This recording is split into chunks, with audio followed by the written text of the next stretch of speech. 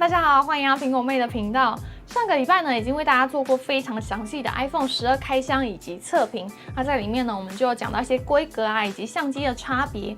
不过实际上使用起来 ，iPhone 12真的跟 iPhone 11差那么多吗？今天就来为大家揭晓。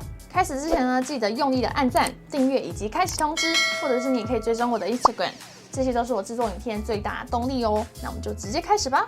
其实，在 iPhone 12之前呢，我已经使用了1年的 iPhone 11。那在 iPhone 11之前呢，是 iPhone 6s Plus。我记得我刚换 iPhone 11的时候，那个震撼感是非常大的，有一种原始人来到现代社会的感觉。不管是相机啊，或者电量，都是非常大的进步。尤其 iPhone 11的续航力是众所皆知的，非常的强。但是今年从 iPhone 11换到 iPhone 12，真的是没有什么感觉。虽然说，如果你每年换 iPhone 的话，本来就不会有什么升级感啦。首先要讲到很多人都非常关心的电量，虽然官网宣称说 iPhone 12跟 iPhone 11的电量续航力是一样的，但是我觉得 iPhone 它整体的续航力比我当初一开始用 iPhone 11差了一点。不过这也有可能是因为 iOS 14的关系啦。我现在 iPhone 11用 iOS 14电量也超惨的。因为这一次 iOS 14它新增了桌面小工具的这个功能，所以导致它背景要执行更多的程式。也就是说呢，你现在不管买哪一只 iPhone， 基本上都回不去当初 iPhone 11两片一冲的盛况。不过虽然说 iPhone 12它续航力差了一点，不过对一般人来说还是非常够用的。因为我本身是一个非常重度的手机使用者，就是会拿来剪片啊或者拍片等等的，所以感受会特别的深刻。所以如果你要买12或者12 Pro 的话，可能就要衡量一下这样子电量够不够用，因为它们是同一颗电池。超重度使用者真的会不够用，但是如果你只是一般的使用，可能偶尔看看影片啊，打一些轻度的游戏的话，那基本上应该是不用担心啦。所以可见呢，下个月才会推出的 iPhone 12 mini， 它的电量对我来说是绝对不够用的。但是下个月我还是会照样开箱给大家看，所以不用担心。不过你也要记得订阅，才不会错过哦。那也多亏今年的 iPhone 12电池变小的关系啊，所以它重量真的变轻非常多，非常有感的减重。之前 iPhone 11它装壳呢，我会觉得有一点重，但是 iPhone 12完全不会这样。它装了壳之后，我觉得它还是非常的轻。那说到手机壳呢，就有很多人在问我说有没有推荐的牌子。那今天呢，就来跟大家介绍一个台湾的手机壳品牌，叫 OverDigit。这个是他们出的边框手机壳，然后就是粉红色。你可能看不太出来它是粉红色，那肉眼看的话，它是一个淡粉红，真的非常的好看。那我今天为什么会特别推荐这个品牌呢？就是因为它非常的特别，它全部的研发、设计跟制造都是在台湾一条龙完成的。也就是说呢，这个壳它是100%纯正血统的台湾国货。那像是这个边框手机壳啊，它有一个非常特别的名字，叫做钻石框。因为它这边旁边这种钻石切割的设计呢，可以分散它掉到地上所造成的冲击力。还有这个边框的材质，它是医疗级的液态矽胶，不会过敏，而且非常的好清理。然后这个壳呢，它非常贴心的，就是它有做2面的夹高，在背面的部分呢，它有高出这个镜头一点点。然后在正面的部分，它也是高出这个萤幕的，所以如果你放在桌上的话，就不怕会刮到。但是如果你怕刮的话，它背面也是有附这个透明的背板，那这个透明的背板你要用不用都可以。它正面的部分呢，它跟所有的满版保护贴都是相容的。然后这边呢，它还有一个白色的，它的按钮旁边是橘色的，我给大家看一下。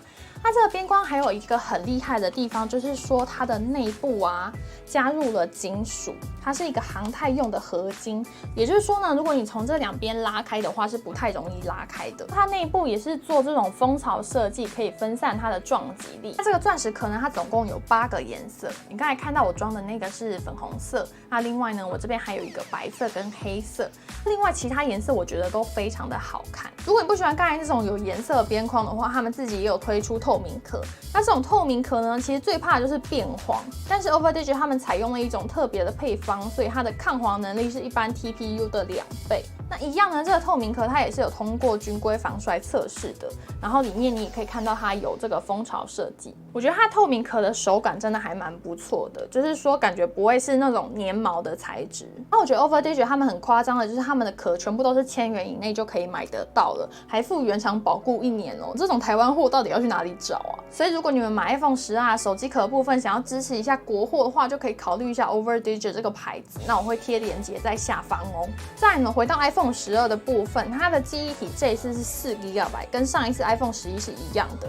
它之前呢，我会拿 iPhone 11来拍片跟剪片，但是剪一剪到后面呢，它记忆体不够的关系，所以就会开始卡顿或者闪退。所以我就想说，这次我也试看看用 iPhone 12来剪片好了。所以上一支影片的那个萤幕保护贴的影片就是用 iPhone 12剪的。它剪一剪呢，我的感觉就是没有差，就是 iPhone 12跟 iPhone 11它们的记忆体都是4GB 嘛，所以一样剪到后来呢，它就开始有一点顿，然后甚至闪退之类的。但是这一次 iPhone 12更扯的就是我平常啊，像我刚才在传 LINE 的时候，它就已经开始有一点卡，就是有时候会顿一下，然后开一些不重要的程式的时候，它也会闪退，我就不知道是怎么回事。因为我之前刚开始用 iPhone 11的时候也不会这样子。还要提到就是我在使用 iPhone 12的时候，不知道为什么有的时候 AirDrop 会收不到，所以呢，我只能说，如果你要拿手机来剪片或者是做 loading 很重的工作的话，我只会推荐你 Pro Max。第一个就是它电量够大嘛，然后第二个是它萤幕够大，第三个就是它记忆体有6GB。如果你要拿 iPhone 11跟 iPhone 12来剪片啊，或者玩一些比较大的游戏的话，我会觉得还蛮辛苦的。那这次 iPhone 12它在萤幕部分是使用 OLED 萤幕，所以就有人非常关心说它会造成眼睛比较疲劳啊，比较伤害眼睛等等的。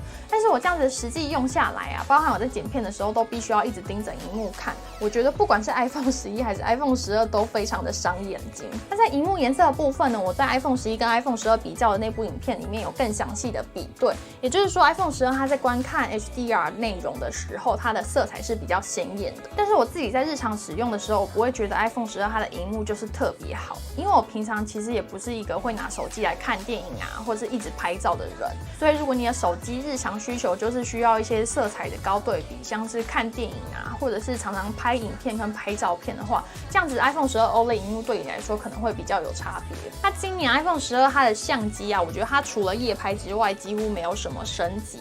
它在人像模式的部分，它的这个边缘还是算的不是很好。然后在超广角的部分，除了夜拍之外，根本就没有升级。但是夜拍对一般人来说也不是那么常用到吧，可能就偶尔用到一次而已。所以这样子整体看下来呢，我今年升级 iPhone 12其实是蛮无感的。所以如果你现在在用 iPhone 11，在考虑要不要换 iPhone 12的话，我会建议说，除非你对萤幕色彩非常的敏感，或者是你常常用到相机的夜拍，不然你今年升级 iPhone 12会完全没有感觉。但是剩下来的，像是如果你现在还在用 iPhone 6啊、iPhone 7等等的话，你今年升级 iPhone 12还是一个非常有感的升级。